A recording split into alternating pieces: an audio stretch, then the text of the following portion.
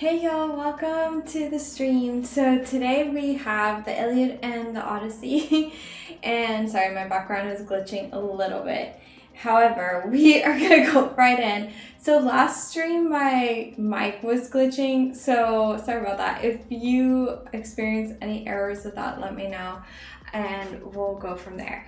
Okay, so we have two books and one from Homer. I have a whole video prepared of me breaking down what the movies did and did not cover, so we'll get to that later. But I wanted to kind of present some of the casting that has been popularized in the movies, so we will go from there first.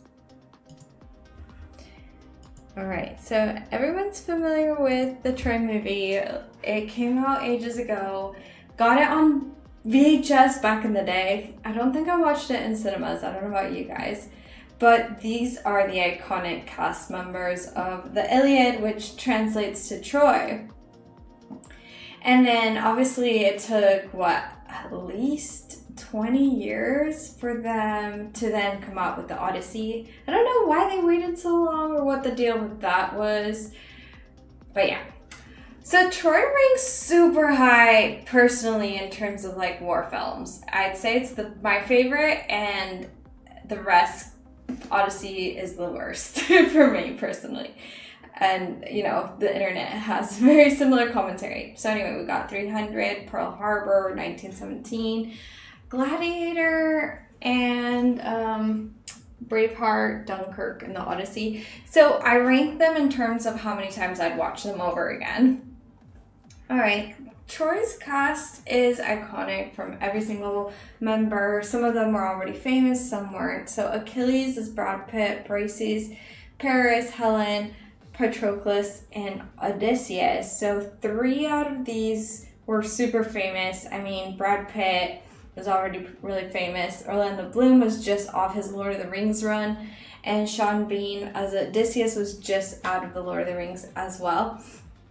But here we go. So we've got Brad Pitt, major superstar. He was already, you know, Tyler from Fight Club, iconic. Is always already Rusty from Ocean's 11 series. Then we get him in the Troy movie, and then later on he's like becomes the most well-known actor of all time. But another iconic role that he ends up doing is World War Z. So he's got a mix of roles from like dramatic to comedic. But I'd say, and I think the internet would agree, that Troy is his most iconic role of all time. He smashed it out the park in terms of, you know, the way that he looks and how you would expect Achilles to be the greatest warrior of all time, half immortal. In terms of like his mother is goddess, so he is, you know, this deity figure, and he was in his 40s, I want to say, when he was filming this. And look at that structure that he went with. I mean, he really trained for this film. Let's say that, to say the least. And okay, well, most loved personality out of this film and really brought this movie to life and the story to life. Although there's some caveats in terms of the storytelling, we'll look at that later. So Orlando Bloom was already Legolas and everyone loved him in that film, but he also plays an iconic Paris in Troy, and then of course he goes on to do the Pirates of the Caribbean series. So I'm not sure. I mean, I struggle to say which one is my favorite role of his, because it would probably be between Lord of the Rings and Pirates, but I almost want to say the Pirates wins for me. But really great rendition of his Paris of Troy. Again, smashes that iconic look of, you know, one of the most handsome soldiers, per se, of the Trojan War, and someone who's deeply, deeply in love, and also kind of a coward when it comes to fighting and all that. But yeah, very much like an anti-hero role. And then Helen. So Diane Kruger, this was her first breakout role. She was not known previously, but she also smashed it. So she went on to do the National Treasure roles So she became really famous here. I never realized that. And then also she was in The Host. Now, The Host is a spin-off of the Twilight series. It's the same author. So yeah, very much mainstream actress. But again, the internet loves her for her role as Helen and those piercing blue eyes, the depiction that, you know, Homer epitomizes in the book. So she's became the icon of her generation for this role.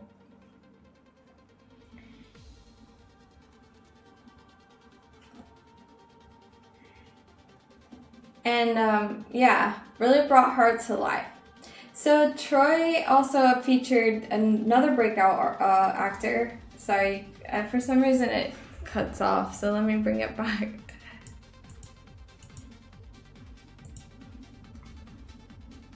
Good. Yeah, another glitch. Oh my goodness. But anyway, this next actor was also unknown, and he ends up becoming really mainstream too. So as you can see, just like this movie made everybody famous, even if they weren't already. Okay. So Patroclus, breakout actor, had never seen him before. He ends up playing an Aragon as like a side character. And this movie didn't take off as it should have. It was a massive book series, but just did not take off. And then he ended up, his most famous role ends up being Tron, as Flynn's son in Tron Legacy, so it's kind of like the sequel. I think it's the sequel.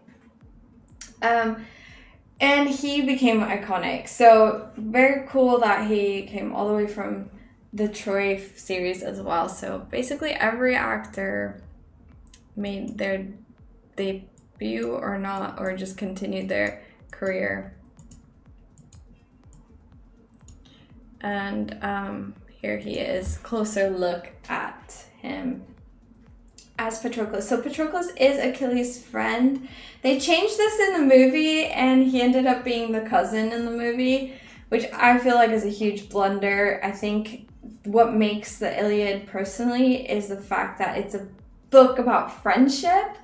And when they like completely retold the story, I feel like that was a blip.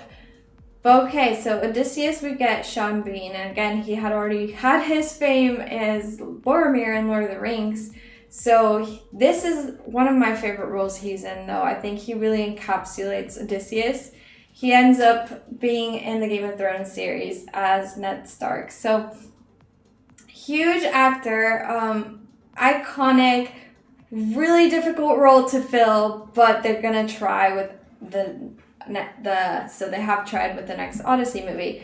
However, it's really difficult to like get past how perfect this casting was. So, you know, like I feel like the Odyssey movie, and I think the internet agrees, did not live up to the iconic presentation that Sean Bean gave us as Odysseus. So that's really, you know, a struggle. All right, let's get to the Odyssey movie. So the Odyssey movie is the next part of the Homer's book.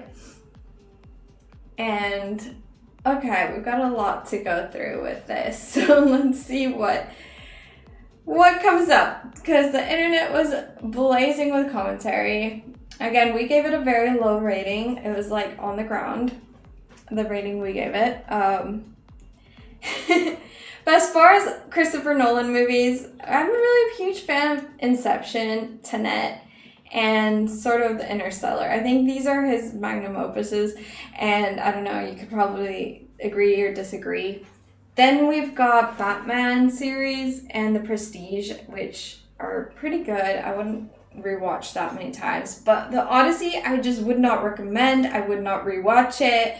And then actually the Oppenheimer movie was worse for me. So there we go. They're probably my least favorite Nolan films. The Odyssey does have a star-studded cast, as we can see. I think some of these were great choices. I'm not going to be as stickler as some of the other people on the internet. I will agree some of them were actually pretty okay.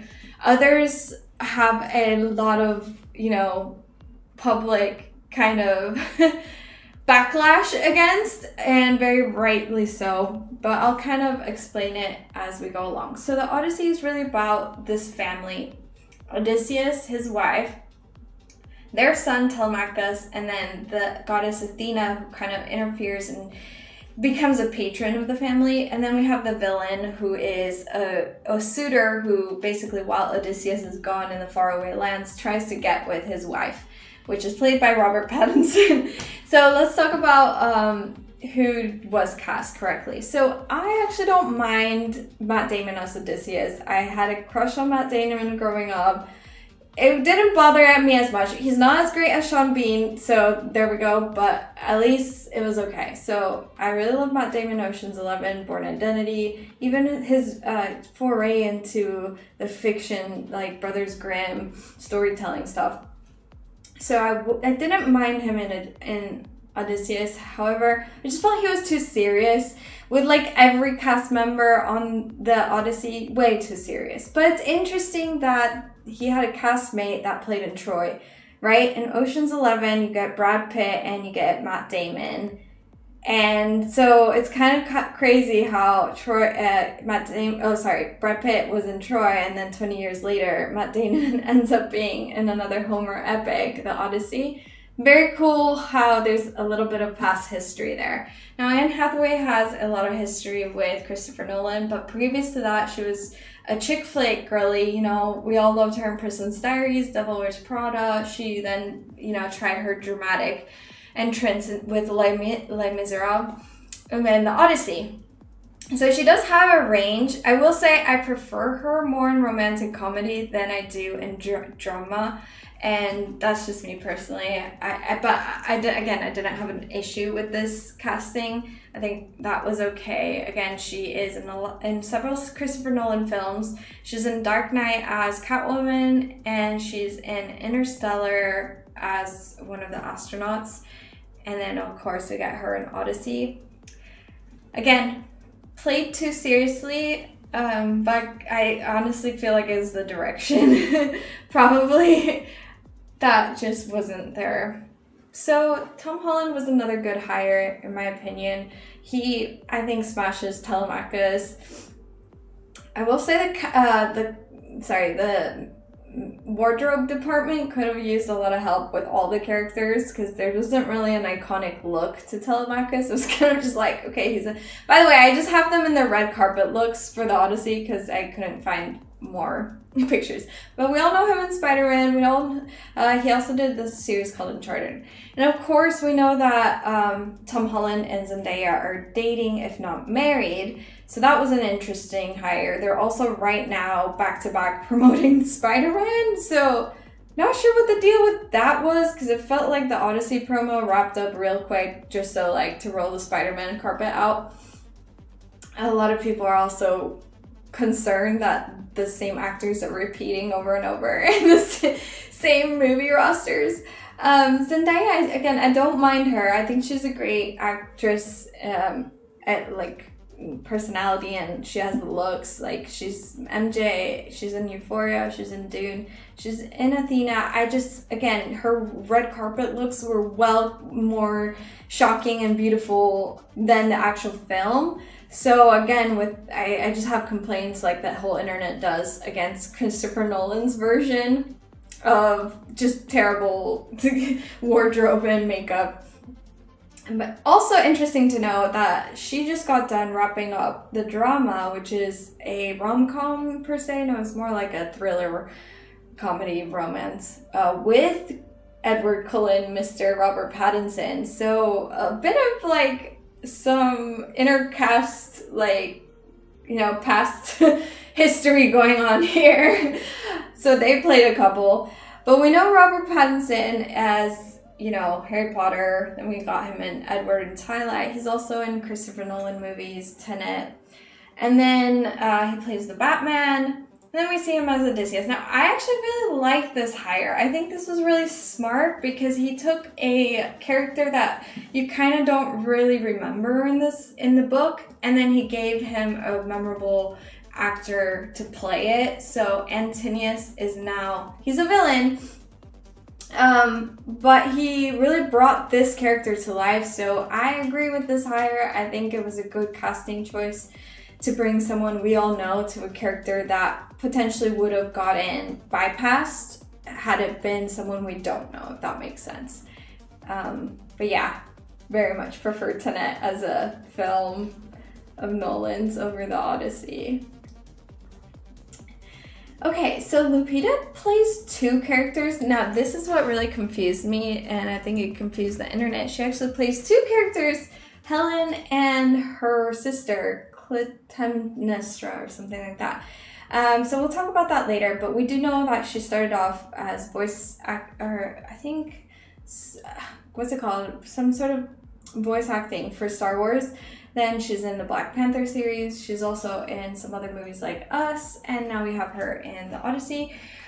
And then, okay, so that's about it for the casting choices. I'm trying to think if I have any more here. No, I don't. So, what are your thoughts? Because that's basically like the kind of the what do you call it? Like a synopsis of the red carpets and whatnot. I have a much more detailed video now that I'm going to play in terms of the actual storylines, what did and didn't make it from the books, and we'll go from there. It also describes some inspiration I got for my own series from the Odyssey that I ended up using in my first book. So we'll kind of see that as well. So yeah, thanks for joining, and I'll see you all at the end of the following video. I'll play it now. But yeah, I'd like to know your opinions if you're in the chat or if you drop a comment.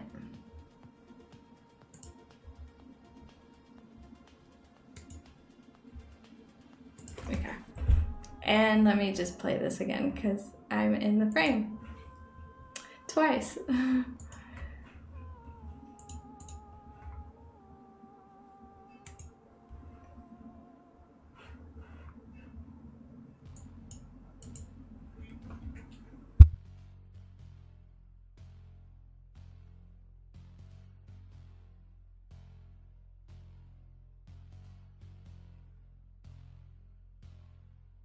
Hey y'all, we've got my favorite book, Iliad and the Odyssey. They are two separate books in one because it's a combined story.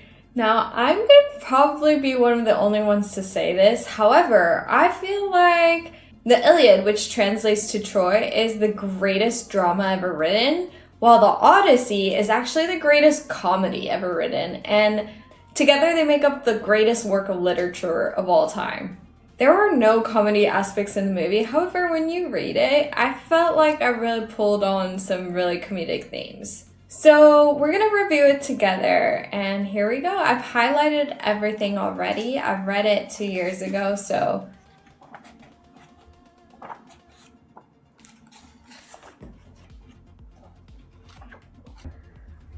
First of all, I want to remind you all of the Mortal Stream content that I've done in the past, where I published my first book.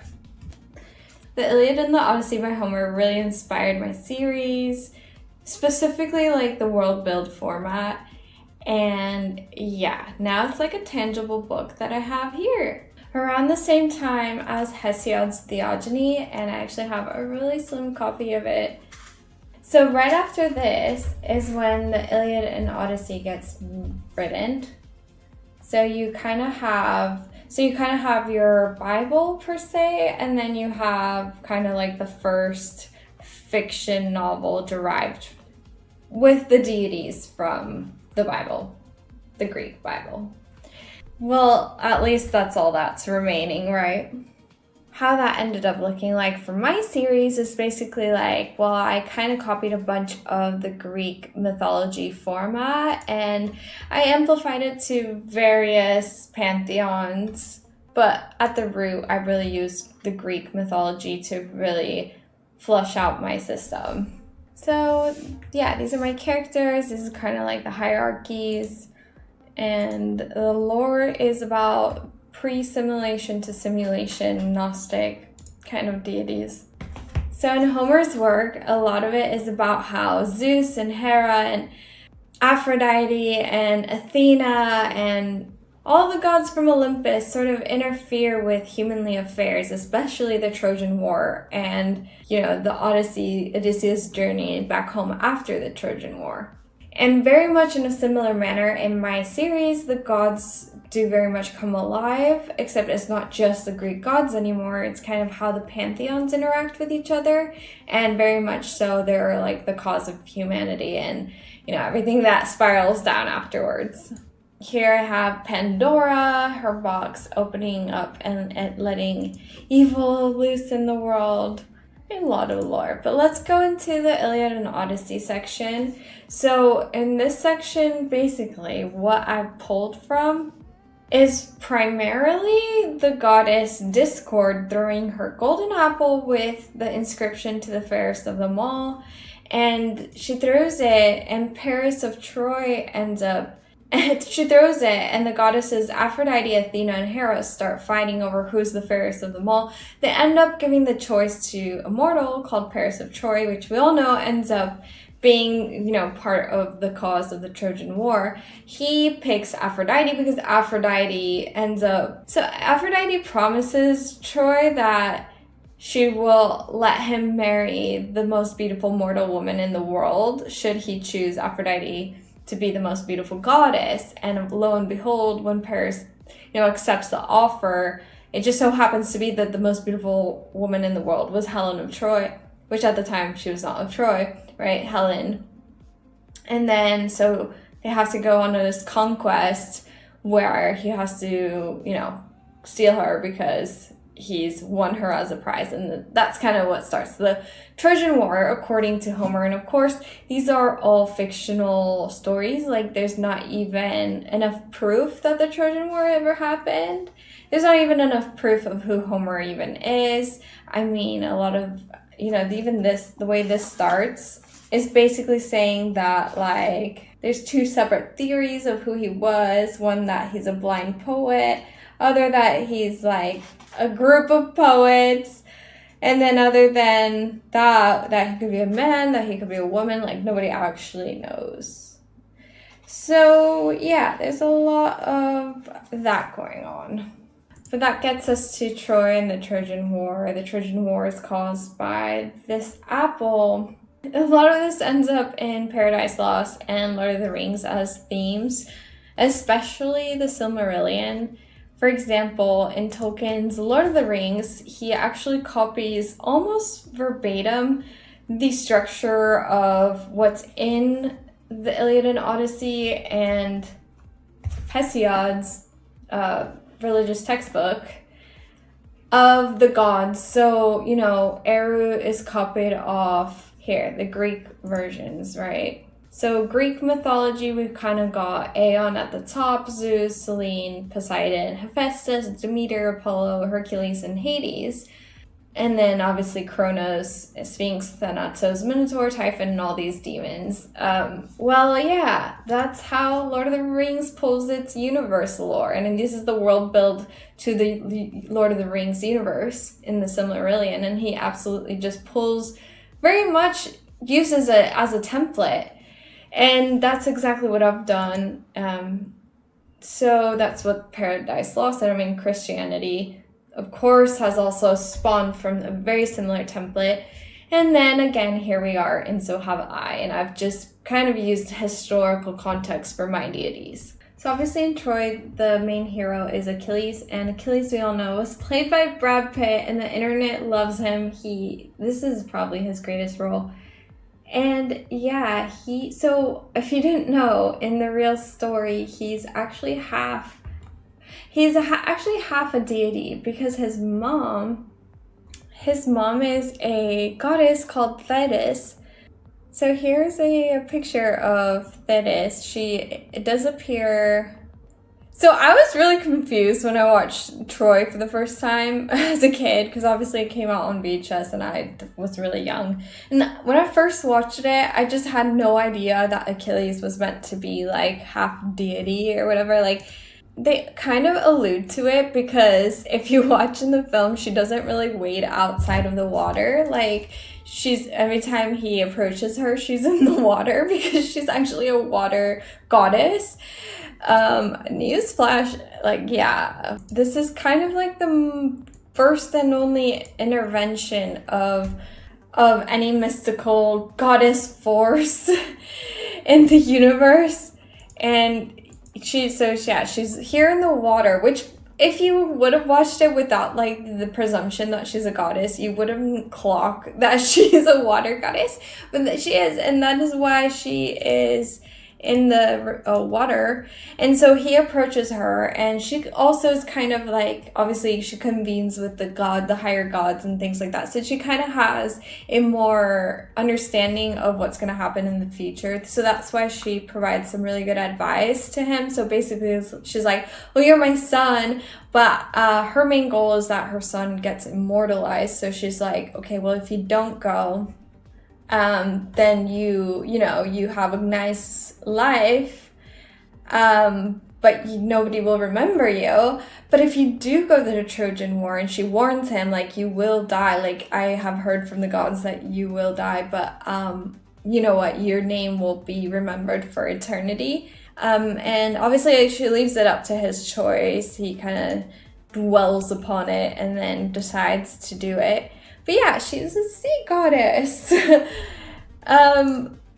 you didn't know that. And okay, in the book, she actually does a lot for him to protect him, because she goes all the way up to Olympus, and she requests a very special suit of armor made by Hephaestus for him.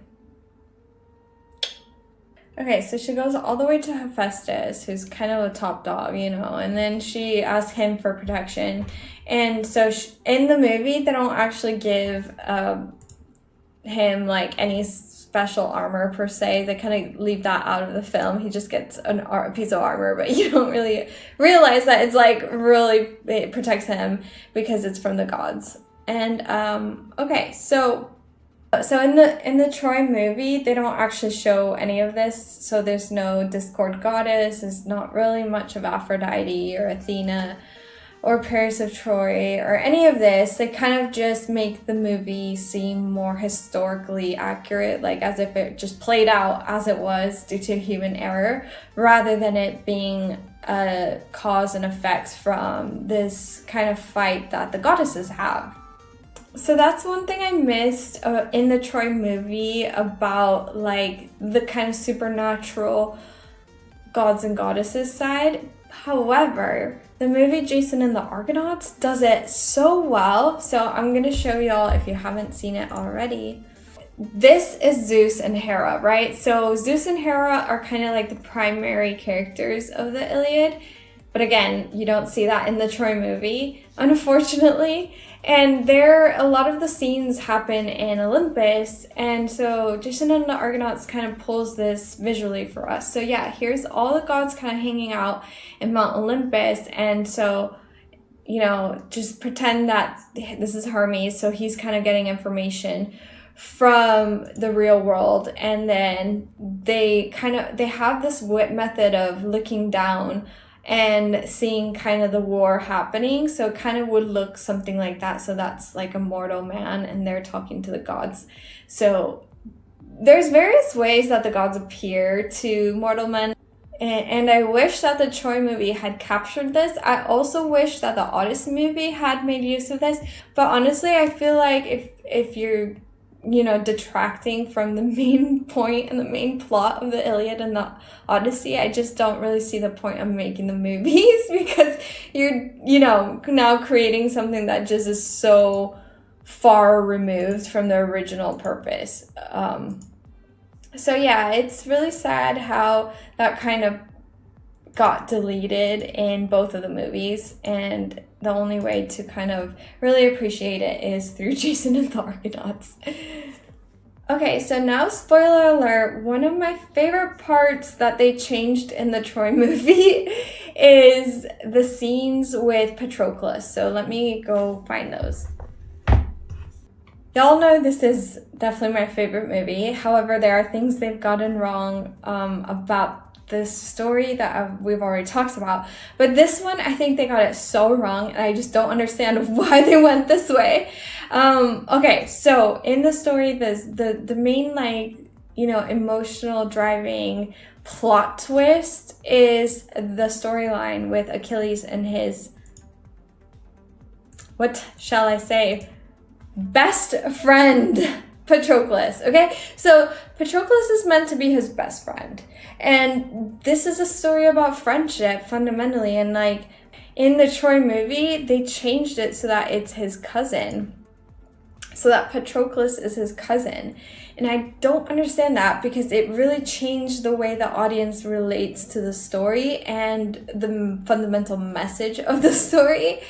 So I really prefer the whole friendship angle, because the line that made me cry out of this Iliad book is, okay, I found it. So it's in book 19, towards the end. So spoiler alert, Patroclus ends up dying. The way it happens is he puts on Achilles' garments, and the enemy, the Trojans, think it's really him, and you know, they end up killing him because he's not as skilled as Achilles. And then when Achilles finds out that his friend has died, he says, "Hapless and dearest comrade, hapless and dearest comrade, grief greater than this I could not know, not even though I were to hear of the death of my father. Grief greater than this I could not know, not even though I were to hear of the death of my father." So clearly, you know, Achilles says this about his best friend Patroclus, and honestly, that's the most, you know, sweet thing that I have ever heard a warrior say. And then they completely change it and kind of make it his, you know, duty to care about his cousin. Because if it's your family or your cousin, it's kind of like, well, yeah, you're going to care for them. But, you know, this was kind of more like, well, he didn't, you know, this is a friend. Like, it's not your blood. This is his, you know, the Iliad is fundamentally about this friendship. So I'm not really sure why they changed it. I'm actually kind of curious to ask AI why they did that. Let's see. In the Iliad, Achilles and Patroclus were deeply bonded, sharing a tent and intimate moments, though never explicitly lovers.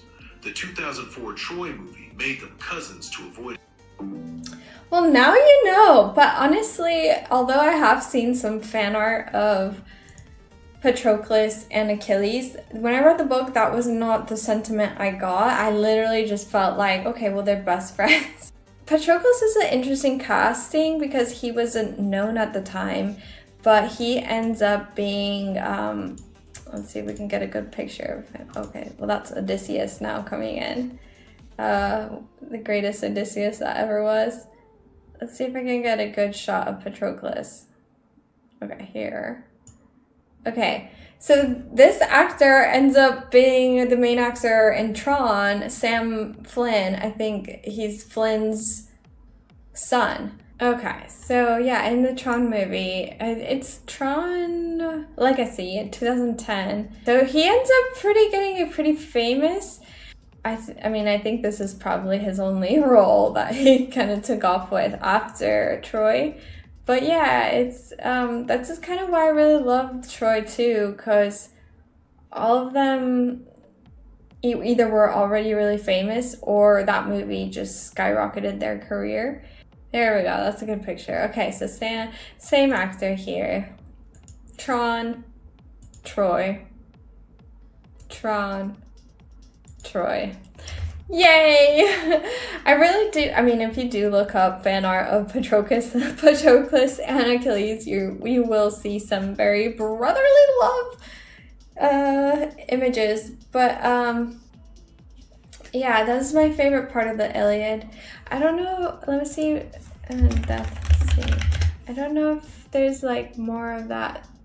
You know, Achilles can't avoid his wrath any longer. This is the moment, you know, hearing about his cousin, his friend's death really motivates him to just, you know, go full like Super Saiyan mode basically. And this is the news he needed to unleash his shadow side. And, you know, once he processes his friend, quote unquote, cousin's death, then he really takes on the Troy army. And that's what makes him immortalized in the history books, is that, I mean, he's got 2 or 3 really famous ones.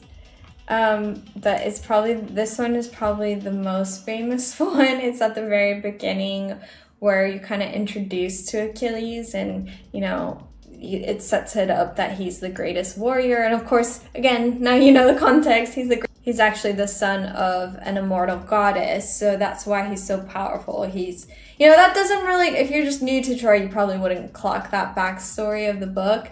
But yeah, now you get it, why he's so powerful, because he's just a descendant from an immortal goddess. And then the other scene was obviously this stunning scene where there's a million ships get launched to recover Helen, who's been, you know, abducted into Troy by Paris. Another amazing thing about the Iliad was it was written in 700 BC, but it does, you know, I always had this idea or concept of war that it was like, there was not really many rules to it, that was kind of savage and anything kind of goes. But if you read it, there's actually like so much kind of compromise that goes into a war. There's a lot of diplomacy that goes into a war, which is interesting to me. So like whenever there's, you know, they're allowed to bury their dead, they're allowed like, I don't know, maybe 24 to 48 hours to recover their strength for battles and things like that. So it's not all like siege upon siege upon siege. There's definitely some coordinated talks between them, which I was very refreshed to learn about.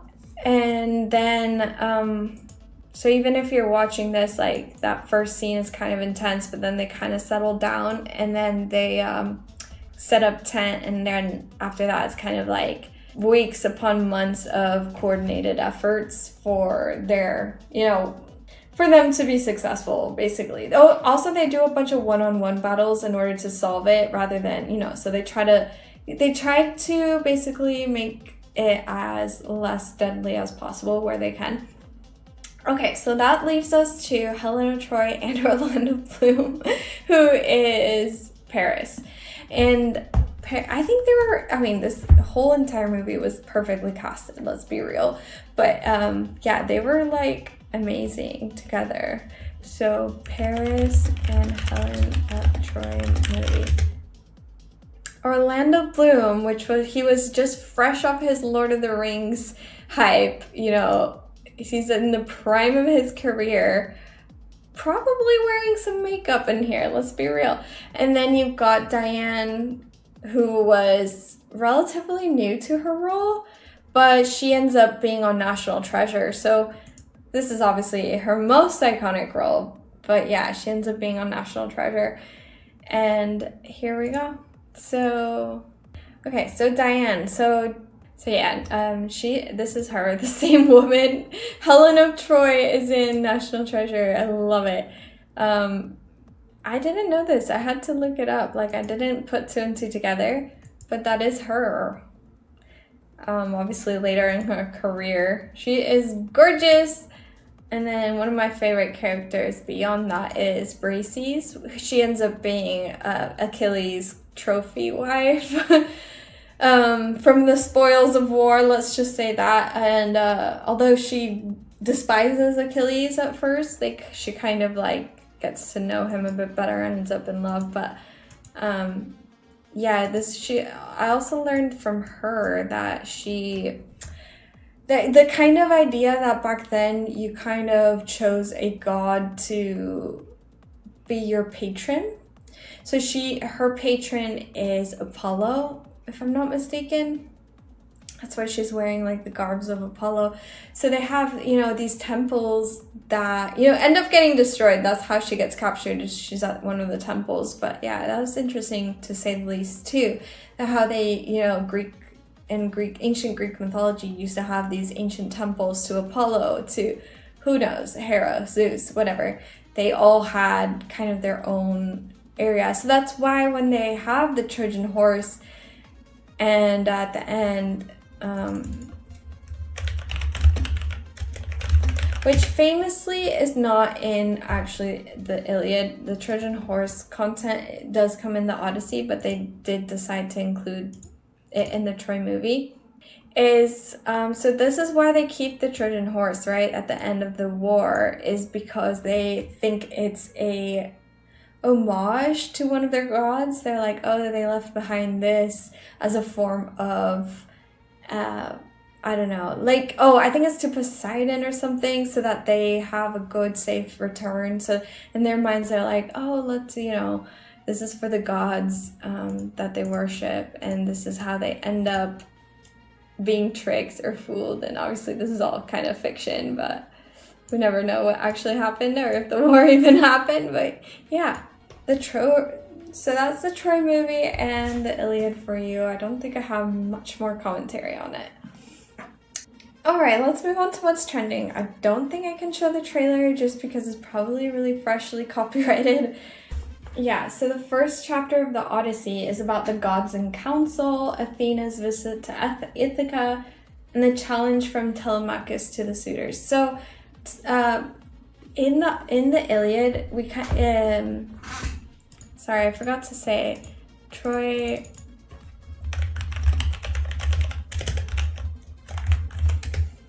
Okay, so if you remember, Odysseus is in the Trojan War. He's one of the kings, per se, that get recruited for, as one of the warriors. And he's kind of a really laid-back guy. He loves his dogs, he loves his family.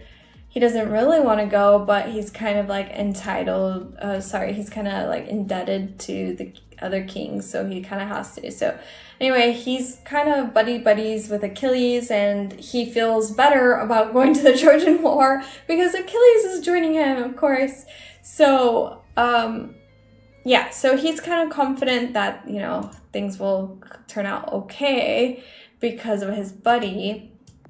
So he ends up signing up to go, and you don't see much of him afterwards. He's kind of just like there as a counselor in the background, as a fighter, and he's inside the Trojan horse at the end, and yeah, so he's successful at the very end, although Achilles dies, and he's now returning home. So this is where Troy ends. Odysseus returns home, and yes, it's played by Sean Bean, I believe. So he was in Lord of the Rings as Boromir, and he was in Game of Thrones, so huge actor. And yeah, I think he played the role perfectly. And just for like the opening scene is probably my favorite and everyone's favorite Odysseus moment. Like, I think this, not only is the cinematography great, but he performed so well. This like laid back kind of Odysseus, chill guy, smart, really like rich, but kind of humble. So look at that. I mean, he just does that perfectly. That is Odysseus. I mean, he nailed it. We don't need another Odysseus, but unfortunately he was probably not available for round 2. So we move on, and now we get the Odyssey movie cast. Let's see if we get at least some. Okay, so now Matt Damon is Odysseus. And look, I'm a huge Matt Damon fan. I used to have the hugest crush on him when he was Jason Bourne in the Bourne Identity series, and also when he was in Ocean's 11 and 12 and 13, whatever. However, now that he's grown up, not so much anymore. I think he's become a bit rusty in his acting chops, or this role just wasn't the best. Although he was probably the best out of the cast that got hired for this, in my opinion.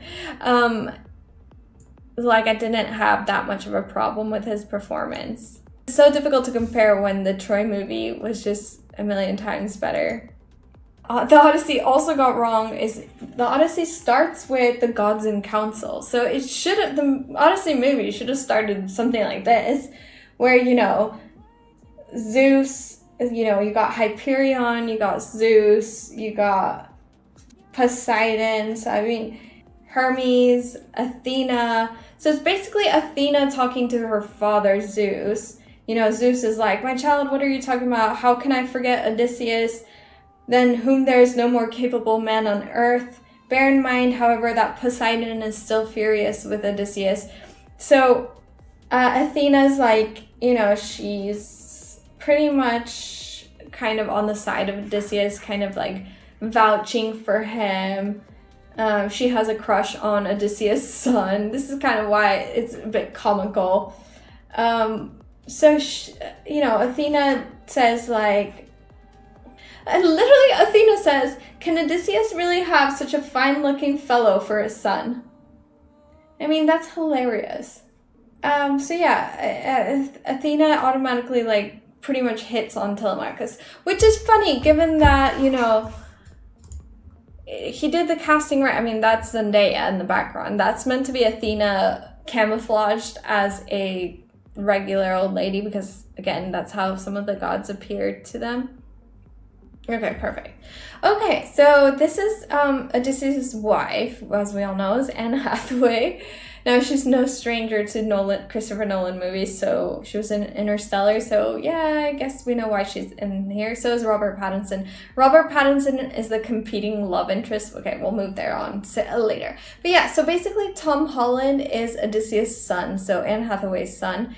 And in the very beginning, Zendaya, who plays Athena, what should have happened, according to the book, is Zendaya should have started hitting on Tom Holland. And, you know, from the very beginning and kind of telling her daddy, Zeus, like, I really like him. Can I, like, go protect him? And even when she meets up with Tom Holland, Telemachus, she's meant to say, like I said, can Odysseus really have such a fine-looking fellow for a son?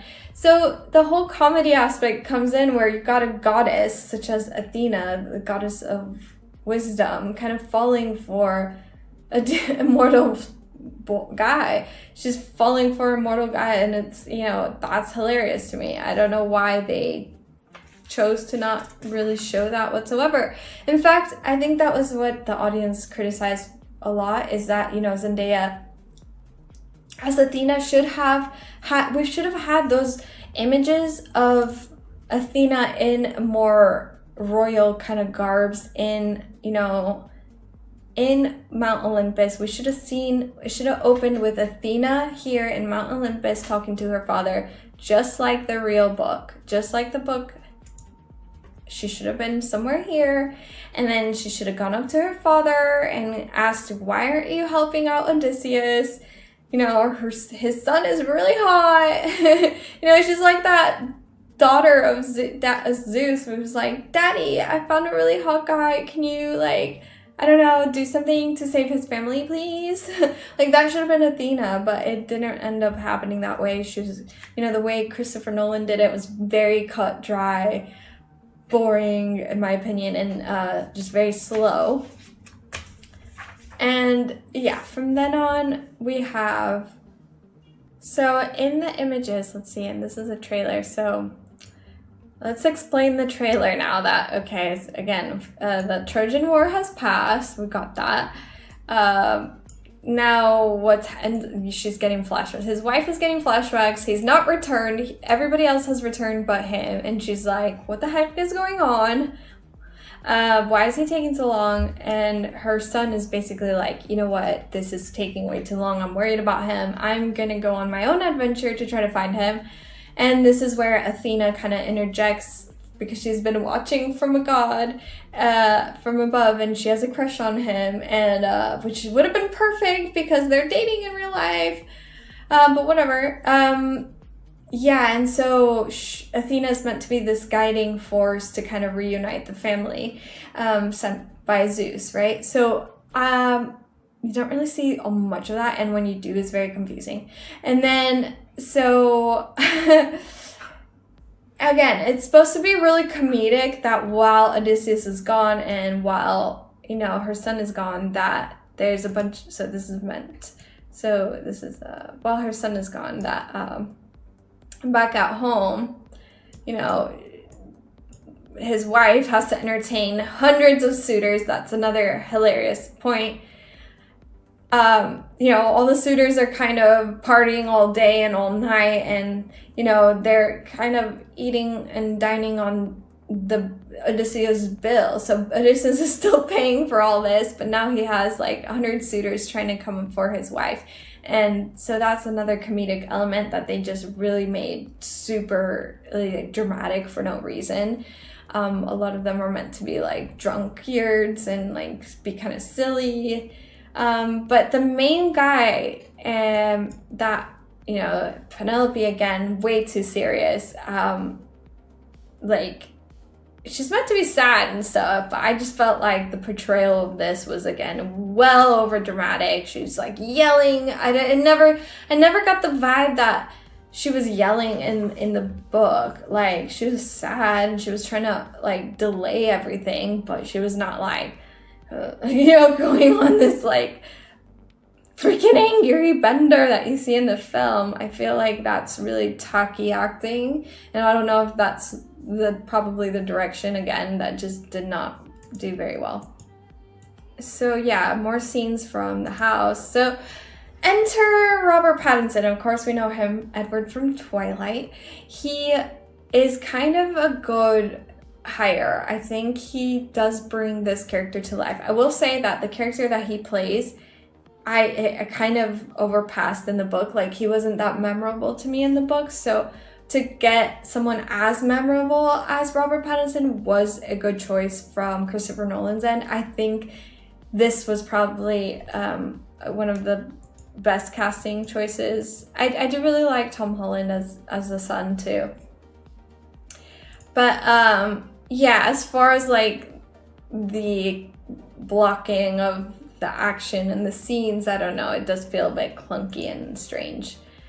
So yeah, Odysseus, you kind of see him go through all the, which should be funny, the funny adventures that Odysseus goes on to get back home, again, get really dramatized. And, you know, a lot of this is supernatural. Every element of this is supernatural, but Christopher Nolan kind of forces this like, oh, it's real life kind of vibe to it, which I really don't like. Again, it removes the comedic element from any of it. Like, especially in the Cyclops scene, which I hated because terrible. In my opinion, like one of the older Cyclops movies and Jason and the Argonauts and things like that just did it perfectly. So I don't know why you would try again with CGI when it was so well done before CGI. But yeah, the whole Cyclops, I don't even want to show it, so I'll just show this screen. The whole Cyclops scene is meant to be funny because he literally tells the Cyclops a riddle, and the riddle is, you know, the Cyclops is like, who enters here or something, and Odysseus says, no one enters here. And so when, you know, the Cyclops gets hurt and the Cyclops is trying to tell the other Cyclops that he got hurt, they ask him, who hurt you, and he says, no one hurt me. And so that's why Odysseus and his men are able to escape the Cyclops, because of that riddle, which is something that Tolkien uses really a lot in Lord of the Rings with the Hobbit and you know, Smeagol, who ends up being the creature, obviously, who's hoarding the ring, who's always talking about riddles. So it's like, if Tolkien preserved it and the Lord of the Rings movie preserved it, I don't really know why, again, that got cut out of the Odyssey. It really removed the entire like beauty and of how it was written and constructed in the actual book. Again, I just really hate how the Cyclops looks. I don't even want to show it. And just the Calypso again. So Calypso is another character. Okay, so Calypso is played by Charlize Theron, and she's meant to be like a really beautiful goddess, but I feel like the casting was okay, but the wardrobe and the makeup, it just made no sense the way that they ended up doing it. It was very toned down. I kind of, Calypso's supposed to be a very seductive goddess who kind of traps Odysseus for a long time. Again, it's supposed to be kind of funny that he's like off with another woman while his wife is kind of alone and stuff. Again, they made well too serious. Those parts were not enjoyable in the movie at all whatsoever. They kind of dragged on and were really boring. And then even worse, and again, if you guys remember Calypso Pirates, I mean, I think no one plays Calypso better than the Pirates of the Caribbean Calypso. So, I mean, look, the makeup, the wardrobe, the acting, the direction on Pirates of the Caribbean for this character is just the epitome of the best. Like, so if you have something like this historically, you gotta try to one-up it, and just the way they, let's see if Calypso, Odyssey, I don't think much will come up, but yeah, this is it. This is like how just and this is how anticlimactic the scene was. So, because like you're used to like, and then you kind of get this, and you're like, okay. So yeah, underwhelming. Cersei was also underwhelming. So Cersei,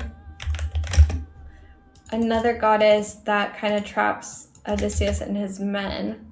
But when I saw the movie, I was like, this was not what I was expecting. Cersei looks like this. Cersei looks more like a wench or a hobbit. I don't know. Just not somebody who you'd like be that excited to be around. So in terms of like makeup and wardrobe. So really don't know why they went like they toned everything down. From Athena to Penelope to Cersei to Calypso, as far as like what they could have done with, the beautiful dresses, the makeup, the scenery, the color, that was completely out the window, and yeah, failed the movie in my opinion. Okay, one thing I was really confused on is I think everyone thought because of the internet that Elliot Page was going to play Achilles, but that's not the case. So I went into the movie and watched the movie thinking that Elliot Page was Achilles. So I was like, this isn't how Achilles dies. Why did they change the way Achilles dies? But it's not true. So Elliot plays a different character. So Elliot Page plays... Okay, Sinon, a Greek soldier whose deception enables the Trojan horse strategy. Yeah, that the internet got that one wrong. So that's why if you're like going into it, now you know. And then another thing I got really confused about is okay, Lupita plays two characters, okay? I was so freaking confused because I did not know this going into the movie. I thought she just played Helen of Troy. And then, no, you look it up and it's actually she plays Helen of Troy and dual role, okay? Dual role in the Odyssey. And the dual role is half-sister. So she plays Clytemnestra. I don't know if I got that right. So she plays both Helen, both. She plays both of them. So that's why you get like different makeup and wardrobe for her, which was so confusing. I really don't get this choice from Christopher Nolan. I think it makes absolutely no sense. Like, I'm sorry, but like, what are you doing? Like, hire somebody else. Just hire somebody else because she is such an iconic actress. So immediately you're just gonna, ascribe her to one of the leading roles and that's it. So, and because she's so recognizable, it doesn't matter what kind of makeup or wardrobe you put on her, like, you're just gonna immediately think she's Helen of Troy no matter what, you know what I mean? So that was a blunder in my opinion. I really think that detracted from the experience. Also, the marketing was all over the place because of this, and yeah, I don't really get it. I don't get it at all. But anyway, that's all I can say about that. Again, she's not in many scenes to begin with, so Helen of Troy, like, barely get anything in her after the Iliad anyway and the Odyssey, so.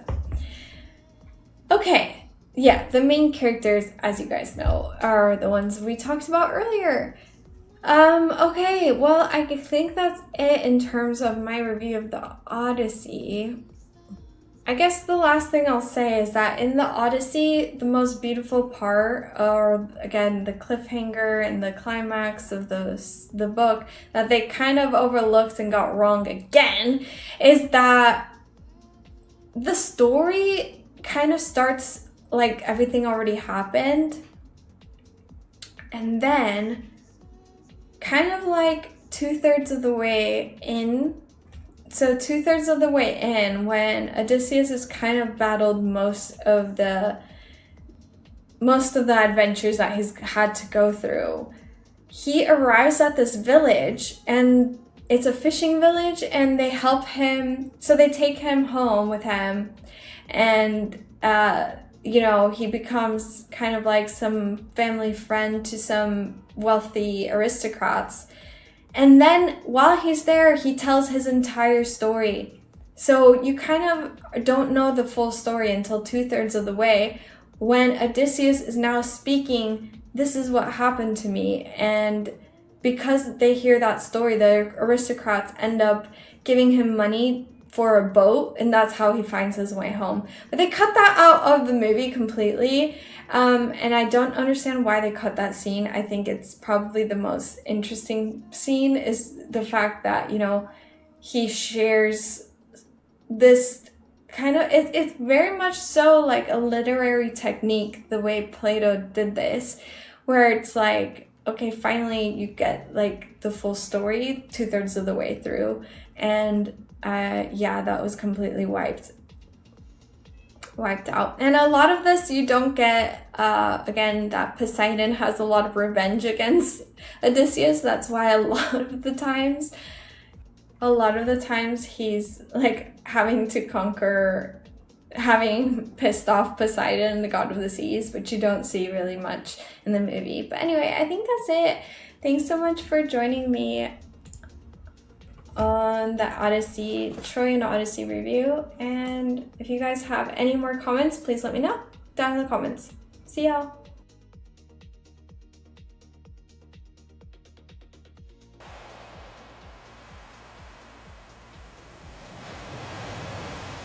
Okay, hey y'all, I'm on my way back to the stream, so I hope that made sense.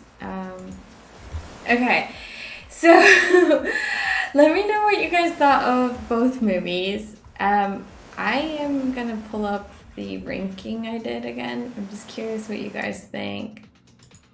See if I can get it. Okay.